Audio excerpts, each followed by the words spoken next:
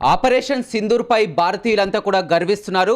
పహల్గామ్లో జరిగిన దాడికి ప్రతీకారంగా కూడా ఇవాళంతా పాక్ స్థావరాలపై 9 స్థావరాలపై కూడా మొత్తం దాడి చేసి ఆపరేషన్ సింధూర్ విజయవంతం కావడం పట్ల ప్రతి ఒక్కరు కూడా దేశమంతా కూడా గర్విస్తుంది. మనతో మాట్లాడడానికి ఎక్స్ ఆర్మీ 1962లో ఆర్మీలోకి వెళ్ళి 1965లో అదేవిధంగా 1970లో కూడా భారత్ పాక్ యుద్ధంలో పాల్గొన్నటువంటి మాజీ సైనికుడు పాపిరెడ్డి ఉన్నారు.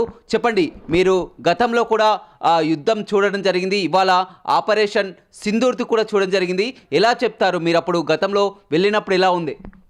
అప్పుడు ఇప్పటికీ ఈ యుద్ధం అనేది మార్పులు లేవు. కాకపోతే ఆర్మీలో కొన్ని ఎక్విప్మెంట్ మార్పులు చేర్పులు జరిగినాయి. అప్పుడు ఏంటంటే గన్స్ ఆర్మీ ఎక్కువ ఉన్నాయి. ఇప్పుడేమో ఎక్కువ మిసైల్ తోటి అయిపోయింది. మిసైల్ అయినా కానీ అప్పుడు కూడా తయారు చేసినాము, ఇప్పుడు తయారు చేసిన ఉన్నాయి, రెడీగా ఉన్నాయి. అయితే 65 యుద్ధంలో మేమే ముందుకు వెళ్ళిపోయాము. అప్పుడు లాల్ బహదూర్ శాస్త్రి గారు మన ప్రధానమంత్రి గారు ఉండే, అప్పుడు కూడా దగ్గర లాహోర్ దగ్గరికి వెళ్ళాము. అయితే తర్వాత అక్కడ ఐబ్ ఖాన్ పోయి మేము తట్టుకోలేమని చెప్పేసి కోసగిన్ ప్రధానమంత్రి ఉండే, రష్యా ప్రధాని, ఆయన దగ్గర రష్యా వెళ్ళి మొరబెట్టుకుంటే శాస్త్రి గారిని రమ్మంటే శాస్త్రి గారికి అప్పుడు మనకు రష్యాకు స్నేహితం ఉండే, పోయి అక్కడ దాని యొక్క తీర్మానం చేసుకొని వచ్చి అదే రేత్రి మాకు గన్ సీజ్ ఫైరింగ్ ఆర్డర్ వచ్చేసింది. ఆ సీజ్ ఫైరింగ్లో ఆ రేత్రి ఆయన మరి మాకు సీజ్ ఫైరింగ్ చేసి ఆర్డర్ మేము ఉభయద ఆర్డర్ అని చెప్పేసి ఆర్డర్ ఒప్పుకున్నాం. తర్వాత దాన్ని వాళ్ళు ఒక విధంగా తీసుకొని శాస్త్రి గారు పాపం చనిపోయాడు. ఆ రాత్రిపూట పాలు తాగేటట్టు పడుకున్న మన వ్యక్తి ఆయన గారు చనిపోయారు. తర్వాత మళ్ళీ ఆ యుద్ధం అయిపోయిన తర్వాత ఎక్కడికెక్కడ మనం అది ఏమైంది, యుఎన్ఓల యొక్క ఆదేశానుసారంగా మనం పట్టిన భూమి అంతా వాళ్ళకు మళ్ళీ వదిలిపెట్టి రావాల్సి వచ్చింది. అయితే అప్పుడు మాకు చాలా బాధ అనిపిస్తుంది. ఎంతోమంది చావంగా మేము ముందుకు పోరాడి ఎంతో కష్టపడి రాత్రి పగులు కష్టపడి 7 రోజులు వేసిన బూట్లు ఇప్పకుండా కొట్టాం. అటువంటి పాకిస్తాన్ అంత దగ్గర పోయినాక మళ్ళీ మన వాళ్ళు కింది మళ్ళీ వదిలిపెట్టాలంటే మాకు చాలా బాధ అనిపించేది. మా స్నేహితులు ఎంతోమంది మా మిత్రులు చనిపోయారు అందులో. అయితే అటువంటిప్పుడు తర్వాత ఆ విధంగా వదిలిపెట్ట మేమేం చేయలేం కదా. ప్రభుత్వం యొక్క ఆర్డర్ మేము ఆర్డర్ ఉభయ చేయాలి. చేసిన తర్వాత మిగతాది మళ్ళీ 71 వారైంది. 1971 వార్లో కూడా మేమే 13 రోజుల్లో బంగ్లాదేశ్ తోటి యుద్ధం చేసి బంగ్లాదేశ్ని ఆజాద్ చేయించాం 13 రోజుల్లో.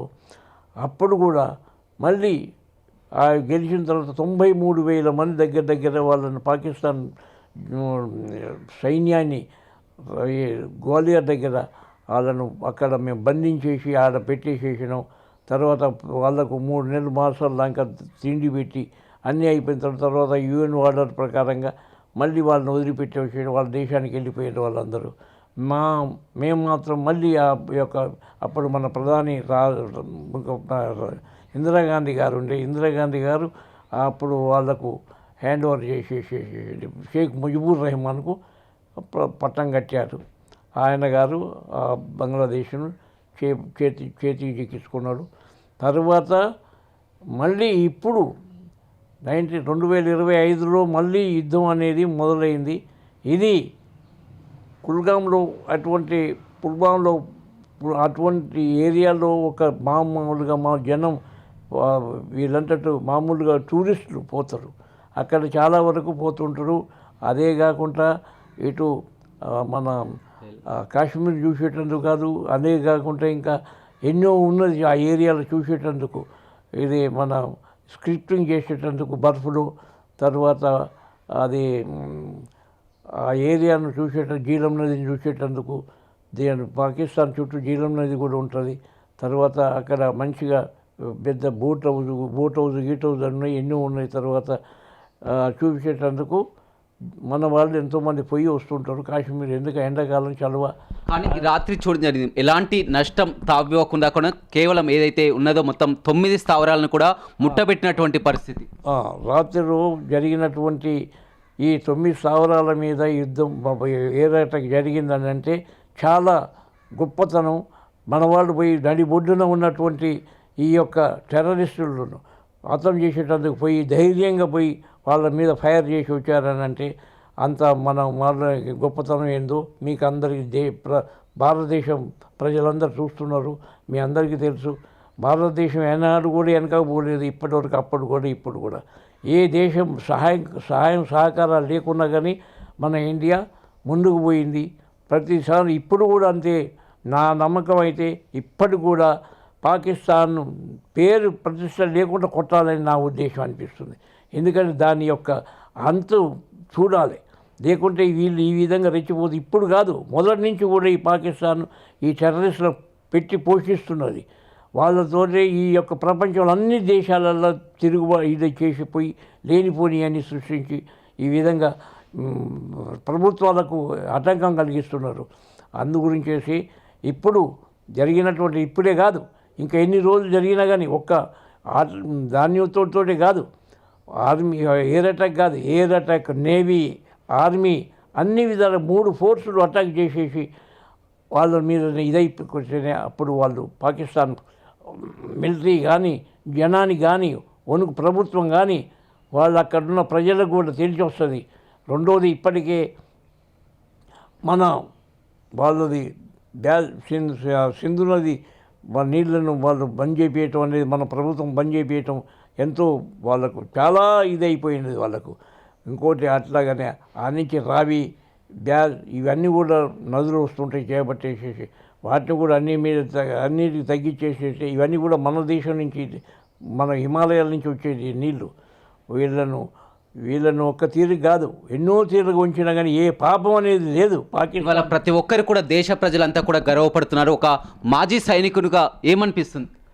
నేను గర్వపడుతున్న మాజీ సైనికులుగా నేను చేసి వచ్చి రిటైర్ అయిన తర్వాత మళ్ళీ ఫైర్ సర్వీస్లో ఫైర్ ఆఫీసర్గా 26 ఏళ్ళు చేసి మళ్ళీ నేను రాష్ట్రపతి మెడల్ కూడా తీసుకొని రిటైర్ అయిన వ్యక్తిని.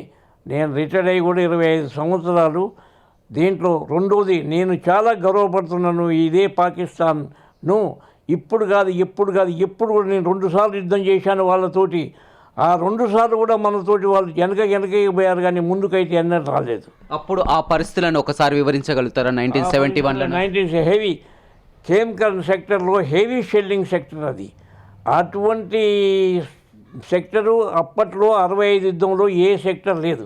అంత హెవీ షెల్లింగ్ అయిన సెక్టర్ అంటే అదే పేరు పడ్డది. ఎందుకంటే అప్పట్లో మాకు చెరుకు తోటలు ఉండబట్టి కొంతవరకు దాని ఆధారంగా మాకు నయమైపోయింది.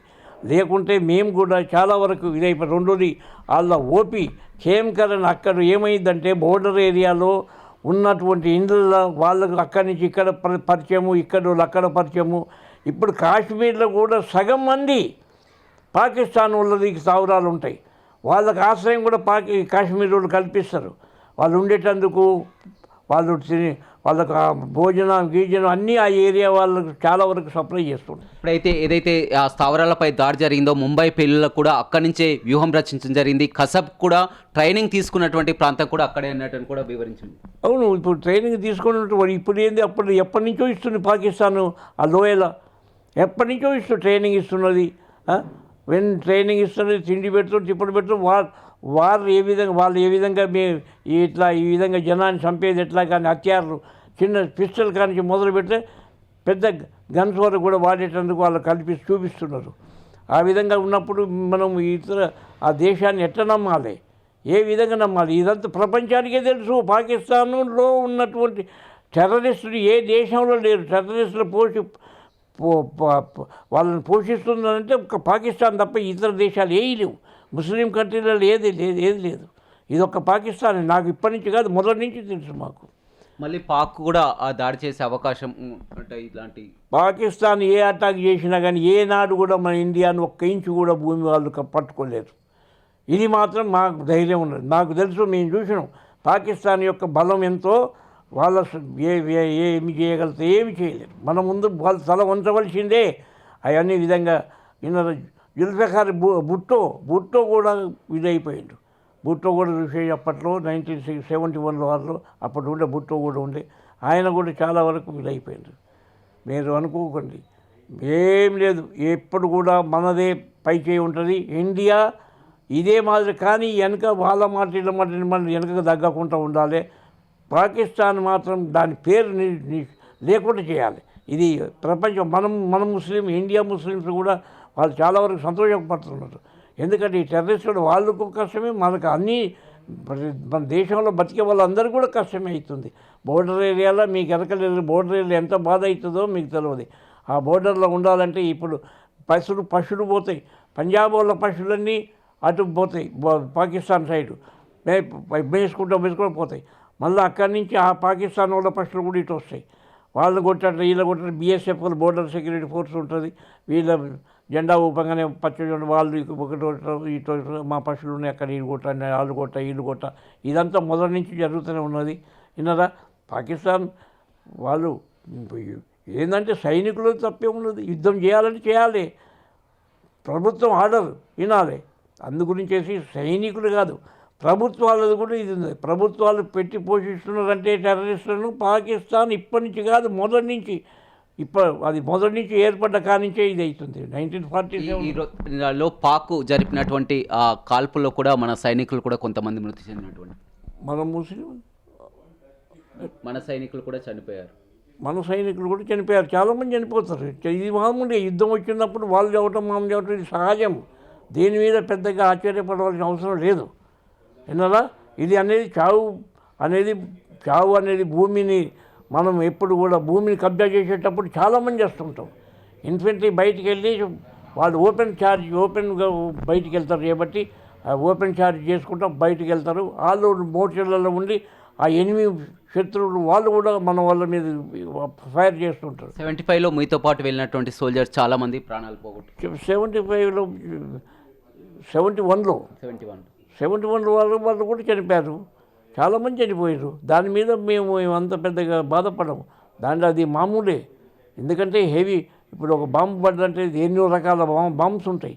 ఎయిర్ అటాక్లో మామూలుగా వాళ్ళు ఎయిర్ అటాకే కాకుండా బాంబు ల్యాండ్ ఫోర్స్లో కూడా ఏముంటుంది, కొన్ని బాంబ్స్ ఇక్కడి నుంచి ఫైర్ చేయగానే అవి ఎయిర్ బ్రస్ట్ మధ్యనే తాటి చెట్టు అంత దూరం బాంబు వచ్చేసి ఆడ పగిలిపోతుంది.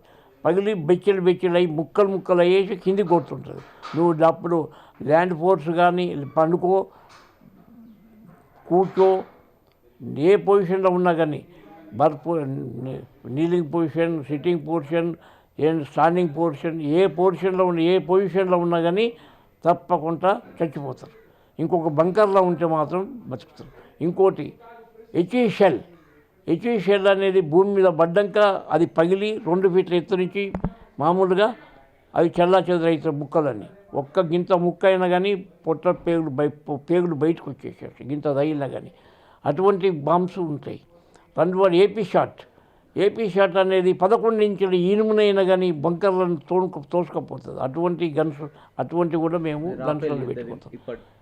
రాఫెల్ యుద్ధ విమానం ఇప్పుడు మనది ఉన్నటువంటి మనం ఉపయోగించినటువంటి విమానాలు మన దగ్గర విమానాల దగ్గర చాలా ఉన్నాయి. రకరకాల ఆమ్యునిషన్ కలిసిన మామూలుగా ఇప్పుడు మనది ఏమంటారు, మీరు కింద భూమి మీదనే ఒక మిసైల్ పెట్టి ఉంటుంది. ఆ విమానం దానికి 45 డిగ్రీ 90 డిగ్రీ దానికి 1 డిగ్రీ ఫిట్ చేసి పెట్టి ఉంటుంది మిసైల్కు. అది ఆటోమేటిక్ ఆ యొక్క డిగ్రీ లోపలికి కనుక ఆ ప్లేన్ వచ్చేదంటే ఆటోమేటిక్ కింద నుంచి మిసైల్ పోయి తగిలి కింద పడేసేస్తుంది. రెండవది ఇప్పుడు ఎన్నో రకాల ఆటం బాంబులు వచ్చేసినాయి, మిసైల్స్ వచ్చేసినాయి. ఈ నుంచి 5,000 కిలోమీటర్ 5,000 కిలోమీటర్ 4,000 కిలోమీటర్ దూరం కొట్టే అటువంటి మిసైల్స్ ఉన్నాయి. ఇప్పుడు భయపడాల్సిన అవసరం లేదు. రెండవది అణుబాంబులు అనేది వదిలిపెట్టే మాత్రం ఏ దేశానికైనా చాలా నష్టం. ఇది మాత్రం మేము మా అనుభవంలో చెప్తున్నాం.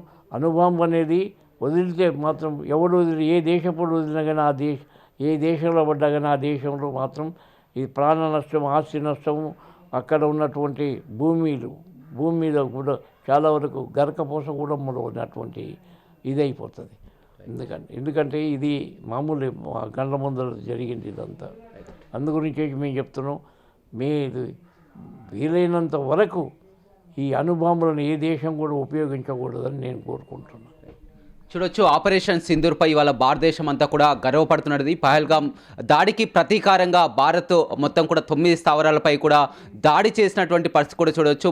చాలా వరకు మాజీ సైనికులంతా కూడా దీన్ని హర్షిస్తున్నటువంటి పరిస్థితి కనిపిస్తుంది. గతంలో 1962లో ఆర్మీలో చేరి 65లో అదేవిధంగా 1971లో జరిగినటువంటి యుద్ధాన్ని కూడా చూసినటువంటి ఆ సైనికులంతా కూడా ఒకటే చెప్తున్నారు. ఇవాళ ఎలాంటి నష్టం వాటిల్లకుండా కేవలం ఉగ్ర స్థావరాలనే ముట్టుబెట్టినందుకు కూడా చాలా గర్వంగా ఉందని కూడా చెప్తున్నటువంటి పరిస్థితి కనిపిస్తుంది. వీడియో రవితో రమేష్, బిగ్ టీవీ, నల్గొండ.